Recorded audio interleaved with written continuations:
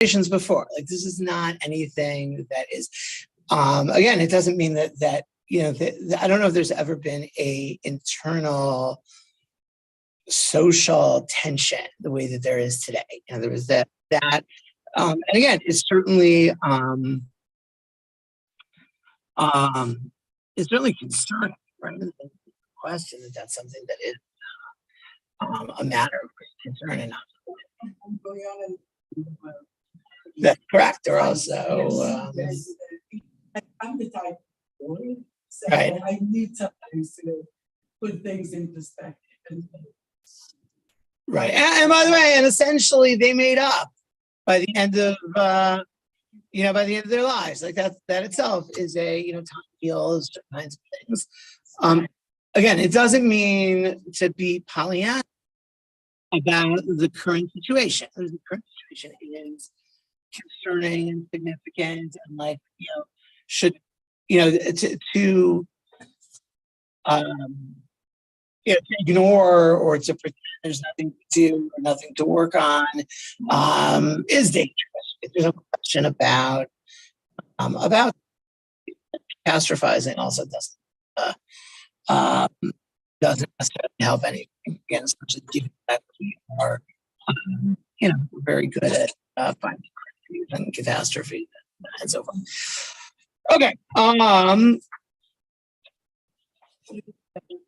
Okay, we are. Let me just grab. I have notes that we're printing.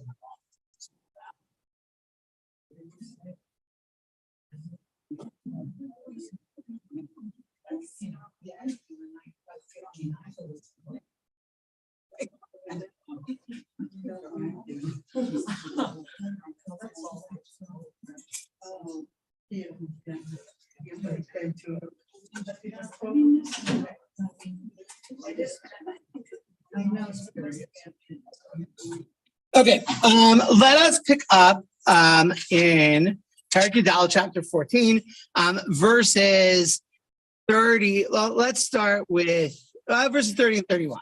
I guess we'll no. Okay, chapter 14, Perek Daled, Pasuk Lam. Okay. That's what they're going to Vayosha. וירא ישראל מצרים מת על שפתיה. And Hashem saved Israel that day and he saw the Mitzrayim dying on the shore. Okay, interesting. We'll come back to that dying dead thing. That's actually an interesting point that we have to talk about that. Okay. No, not yet. Okay. Observations or questions on this possibility? Okay, so it's good. Why? So what? You kind of a little bit more about that. It feels like a summary. Spoke about the whole thing, how they dry land and the Egyptian. We even spoke about the mixing up the water and right. Right. Lo nishar b'hem ad echad. Good. We kind of went through all the what exactly happened. I think now like finale, like and I was saving. Okay. Good. Okay. So there.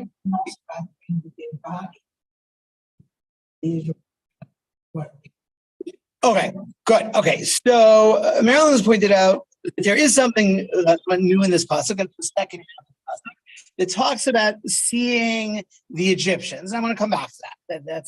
That is something new. Vayosha is interesting in that it doesn't feel informative per se.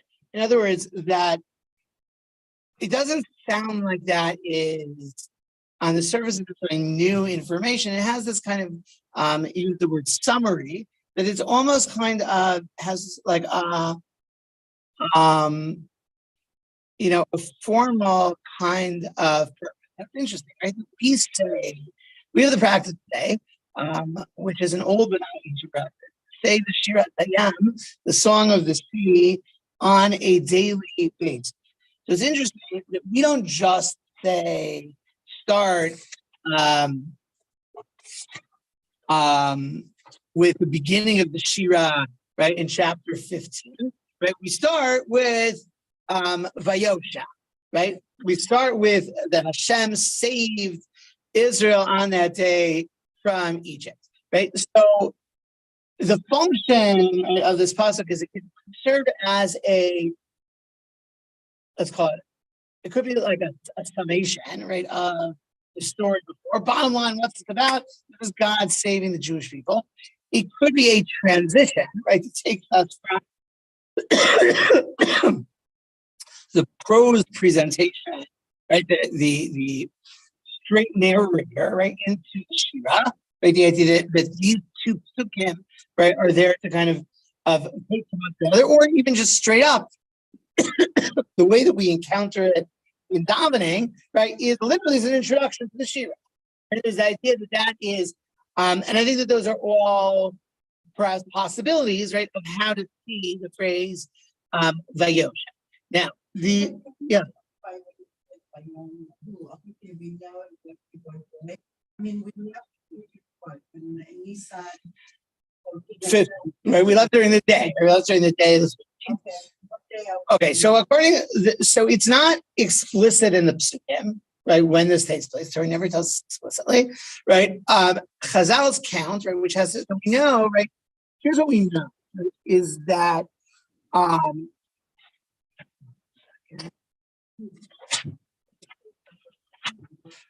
right. So okay, so before we get to the question of what yom is it, right? That just give me 1 second.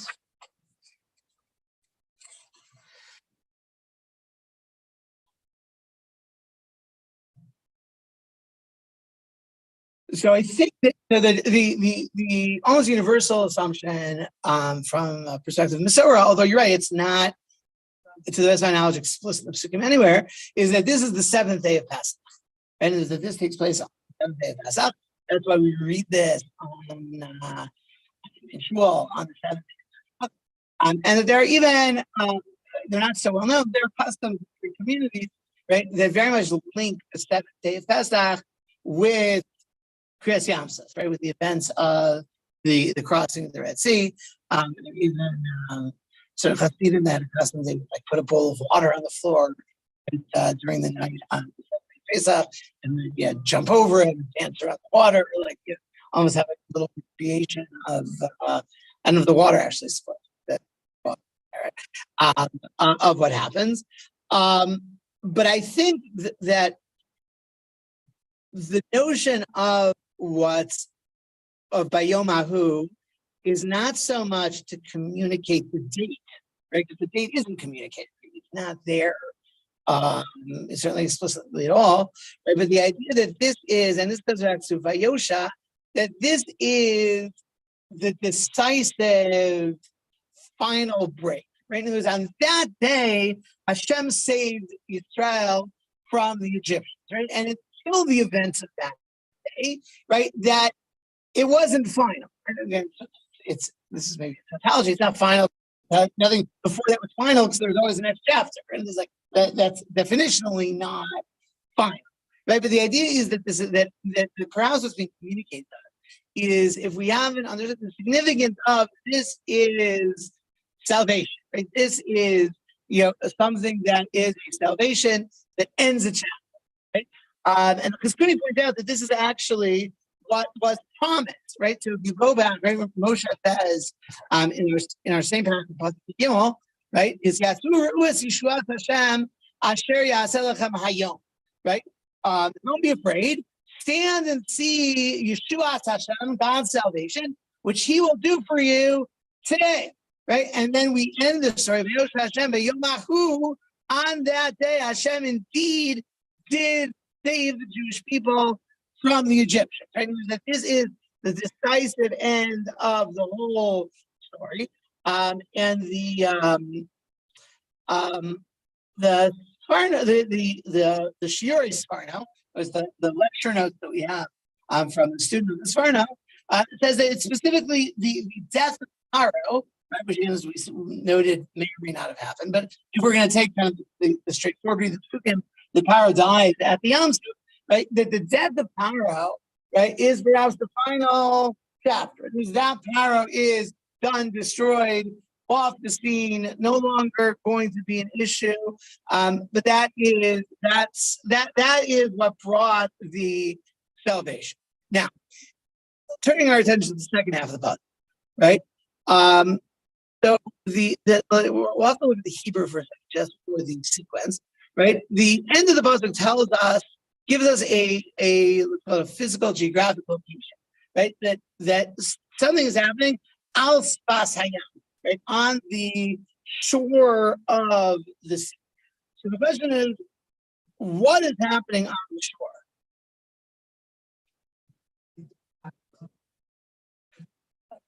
Okay, so one possibility is to say, right, that the Jewish people saw the Egyptians, right, dead, let's say to start with, on the shore of the sea, right? But what's the difficulty with that reading? Yeah. So hold on. We'll get to that. Let's do the sequence first.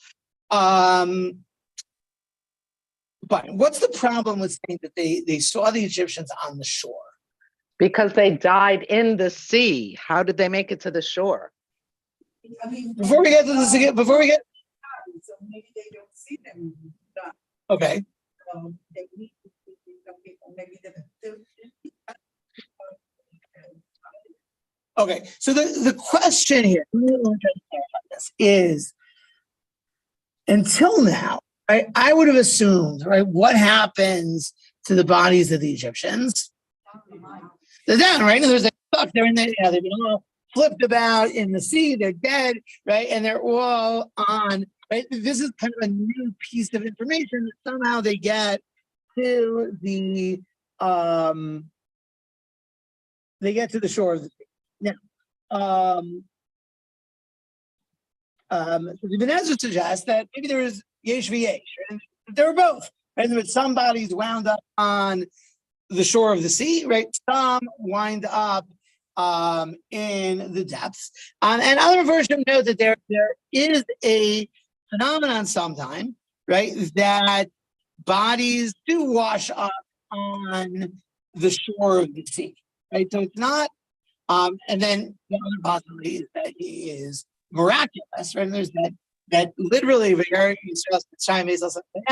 means that there was this, kind of the language that Rashi uses, right? That the sea spat them out, right? And there was kind of this, kind of all of these Egyptians on the shore of the sea. Now, it is worth noting, though, that one can read the pasuk as right? That the Jews saw the dead Egyptians on the shore of the sea, right? And they're, in other words, that they're the ones on the shore of the sea, right? There's that again. You don't need any kind of pyrotechnics in terms of getting the bodies on but that they're watching kind of what is happening to the people. And that's the way, for instance, the Rashbam learns the puzzle. When Jews were on the shore, right, they saw the sea, right, coming back over the Egyptians. Right? That's this whole scene, right? And again, that comes back to where were the Jews? Right? Remember the two ways of reading the Psukim beforehand, right? Are the Jews all safely on the other side, or is there somehow a simultaneous process of drowning and saving? Right? So he says that this is the most straightforward way, that they are, again, before they were B'charavar, they're on the dry land in the mid-sea.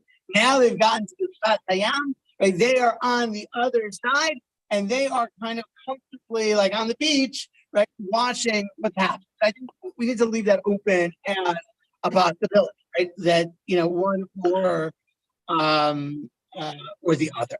Okay. Rabbi Yolkut? Fine. Rabbi Yolkut?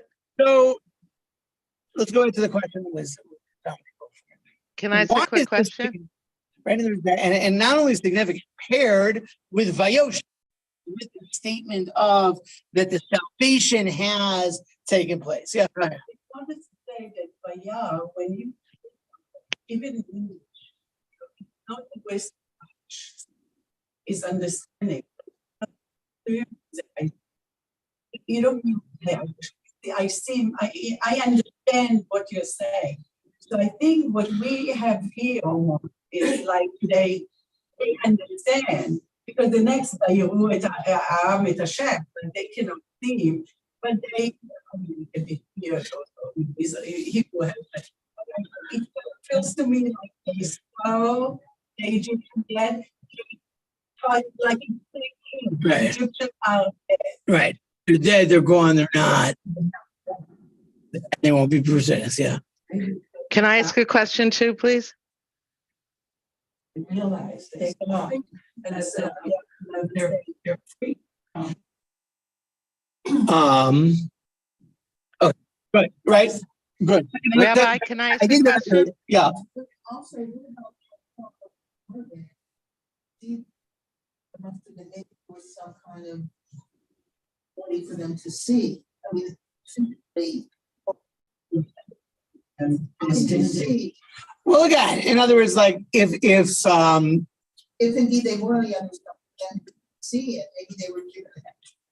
right. So again, I don't think that approach wants to like minimize unnecessary miracles at that point. There's the idea they're on the shores of the sea and they're watching the sea collapsing in on the path, right? They do have this, like they came out, right, whether it's one tunnel or 12 tunnels, whatever it is, right? And they can see in these in the lanes, right? They can see the the Egyptian cavalry, coming through, and they watch the scene that's happening, and they like, the collapse. I don't think that's necessarily a difficulty. Yeah, Rabbi Yolkut? we're Sorry. talking about the Red Sea. Problem. Now, it's definitely not denial.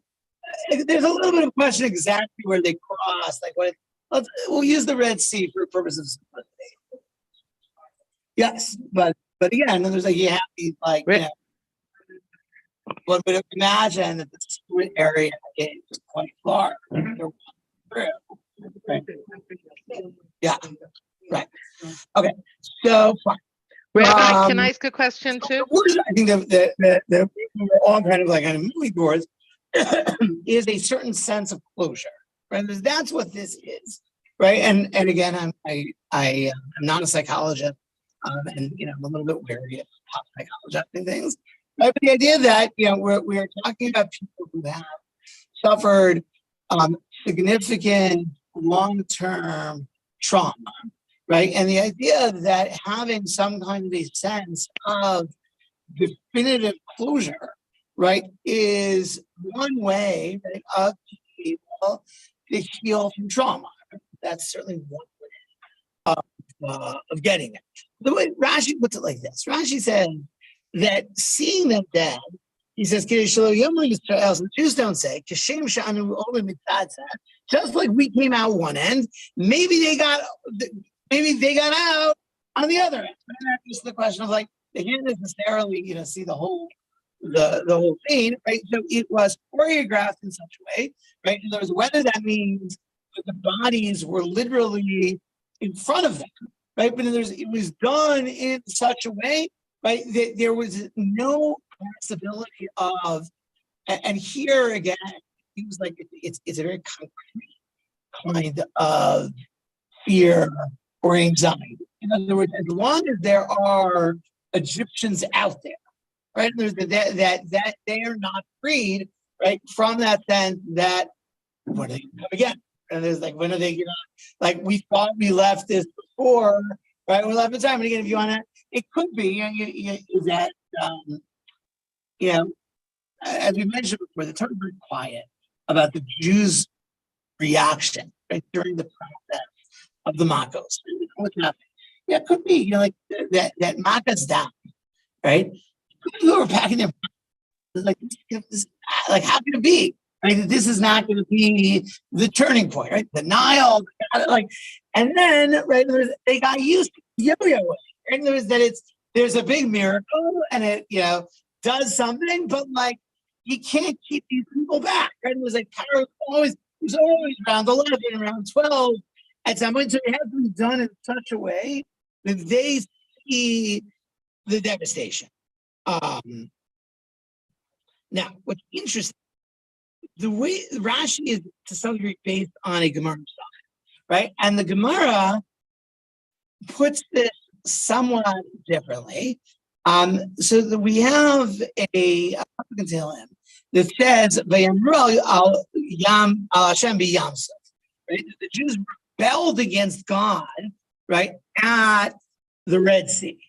They rebelled against God at the Red Sea. So the question is, what's that a reference? The easiest reference. Yes, what happened before, right? There's when they're all screaming and they're, and then Moshe Asta goes back to them, right? Right, stand and see the salvation of God. That's Vayamru, I would say. But the greatest Vayamru is at the end, right? That Jews had, well, maybe just like we came out this end, they came out the other end. In other words, Rashi frames the idea as a manifestation of fear, right? Whereas the Gemara seems to frame it as a manifestation of rebelliousness. There's the idea that, and this goes back again to that fundamental question that we've been talking about since we started B'Shalach, right? How do we read the Jewish people, right? And like lots of in these desert situations, right? Are we generous in our assessments of them, right? Are we even impressed and inspired, right? By there's a self-sacrifice, there's a sense of trust, right? They're going out into the desert after God, they don't know where they're going, right? Or do we see, and again, we'll see this again and again in the Psukim, right? The notion that somehow they never get it together. Right? They always have that. But it's interesting, you take this same idea, right? And depending on how you read it, right, it's got a very different flavor, right? And the idea that like it's an act, and maybe you can find a way to say both, right? But again, is this an act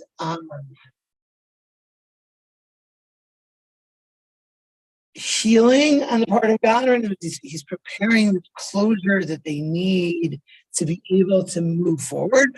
Or is it almost like done with a certain kind of, and again, I don't mean to overly anthropomorphize, almost like a certain aggravation, like, okay, fine, here, they're dead, leave me alone. Like the kind of to see that is actually what is transpiring. I think it's interesting both. Okay. The term, and again, I apologize for my own grammar deficit. I thought it was very interesting that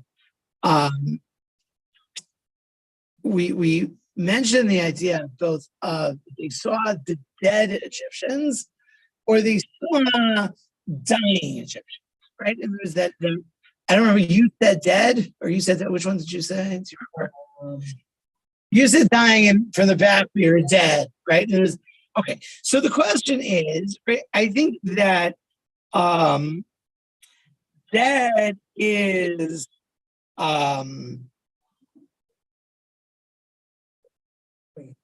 right. They're seeing kind of like it's a confirmation of what happened. Right now they know for sure, right? For whatever reasons they need to know that, right?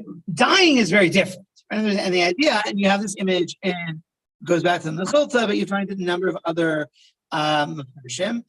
That they're not seeing dead Egyptians. What they're seeing is Egyptians in their death, right? Which certainly is a grisly read of the Psukim. So Chaim says basically, again, this goes back to the I think really to the closure, right? The idea that there is this almost final confrontation, right, that takes place between the Jews and the Egyptians, right? That both on the fact that that this image, right, means that the Egyptians are in their last moment acknowledge their own shame. And it's not just that they got this like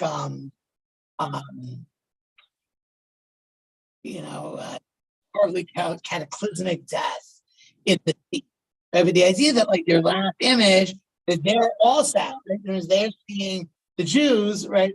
And again, maybe they're both also right? They're both on the sea. And there's the idea that they are seeing the Jews, is that, and that even the Jews can have, right, their final confrontation, right? Is that they can tell the Egyptians, right? And there's like really how they feel, right? The idea of being able to have that again, go back to that same notion of closure, right? That maybe, so there's a closure of knowing that the person is not there and not going to bother you and not going to follow you. But there's even a closure of being able to actually have that kind of last confrontation, right? Be able to see, the idea of, and again,